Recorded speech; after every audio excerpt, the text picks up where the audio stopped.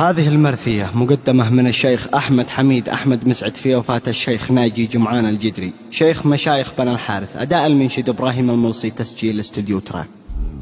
والله ان الجميع في فرقتك قد تأثر يا بني الحارث، انعي فرقته شيخ جمعان راح شيخ العلا ضيف المواقف تصدر، راح شيخ المكارم والمحبة والإحسان، راح شيخ الحمية صاحب القرن الأعصر الذي كان له وقفات في كل ميدان، راح اللي بالوفا والجود دايم بيذكر، بس له صيت عاده حي في كل ديوان، راح اللي بين قومه ما مثله ولا عسر منهم وشاهدوا كانوا جيد وفلان، والله ان فرقنا شام يا زماني بيقهر له مواقف باقية طول الازمان، حين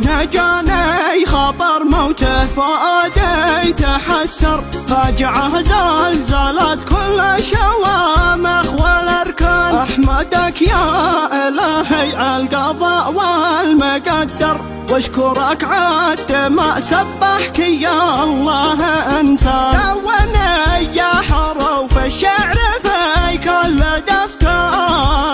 مرثيه في وفاة شيخنا جبن جمعان، في فراق العسر ذي كان ناشم يغض انفار، ذي مواقفها تحكي عنه الانسى والجان انت والجان،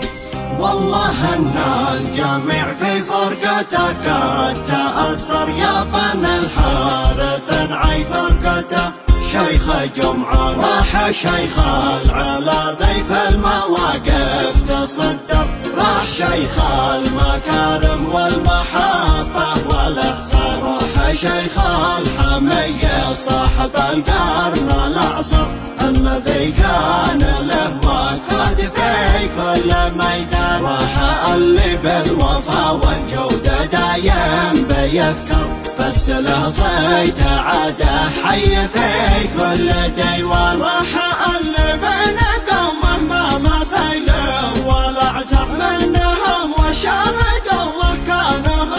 جيد وفلان، والله ان فرقنا شام يا زماني بيقهر له مواقف باقية طول الازمان، حين جاني خبر موته فؤادي تحسر، فاجعه زلزلت كل شوامخ والاركان، احمدك يا الهي عالقضاء والمقدر، واشكرك عد ما سبحك يا الله انسان، دوني يا حروف الشعر في كل دفتر،